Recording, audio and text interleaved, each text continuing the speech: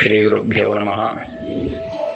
சுதர்மம் அந்த பகுதியில் இன்று நாம் பார்க்கக்கூடியது, நம்ம வீடு எதுக்காக வாசத்தெளிக்கிறோம், எதற்காக கோலம் போடுகிறோம் அப்படிங்கிற ஒரு தர்மம். நாம் நைட்டு படுத்துக்கிறோம், காலையில் எழுந்துக்கிறோம். இந்த முகமானது ரொம்ப களைப்பை கொடுத்துரும். அதனால எழுந்தவொடனே கண்ணாடியை பார்க்கக்கூடாதுன்னு பேர்.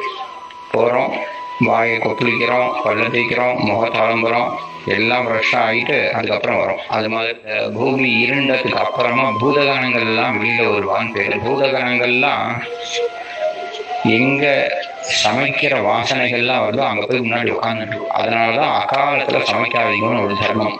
இந்த பூதகணங்கள் நீங்கள் நைட்டு 9 மணி அதுக்கப்புறமா சமைக்கக்கூடியது எல்லாமே பூதகணங்களுக்கு தான் போயிடுச்சு. அந்த பூதகணங்கள்லாம் வாசலில் உட்காந்துட்டு இருப்பா.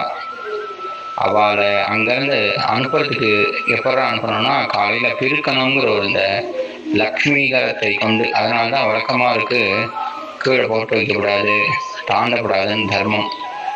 அந்த வழக்கமாக கொண்டு வாசலை பெருக்கிற சப்தம் கேட்டால் அந்த பூதகணங்கள்லாம் ஓடி போயிடுமா. அதுக்கப்புறம் இன்னொரு என்னன்னா, அந்த ஜலத்தை தெளிக்கிறதுனாலே அந்த பூதகணங்களுக்கு பயம் வந்துடும். அதனால தான் நம்ம மாட்டு வாசலில் எப்பயுமே பெருக்கிட்டு ஜலம் தெளிச்சதுக்கு அப்புறம் கோலம்னு ஒன்று போடுறோம். எதுன்னு கேட்டால் அழகை கொடுக்கறதுக்கு, லக்ஷ்மிகரத்தை கொடுக்கறதுக்கு. நம்ம எப்படி காலையில் எழுந்தோடனே பள்ளத்துக்கு முகம் கழுவி நெத்திக்குன்னு ஒன்று இட்டுக்கிறோமோ, இந்த முகம் அப்போ தான் அந்த கலைக்கு போய் நல்ல முகத்தை சௌக்கியமாக வச்சுருக்கோம். அது மாதிரி தான் நம்ம வீடு. அதனால் இது வந்து சின்ன தர்மம். அதனால் நீங்கள் எல்லாரும் வாசத்தில் வச்சு கோலமாக போடு.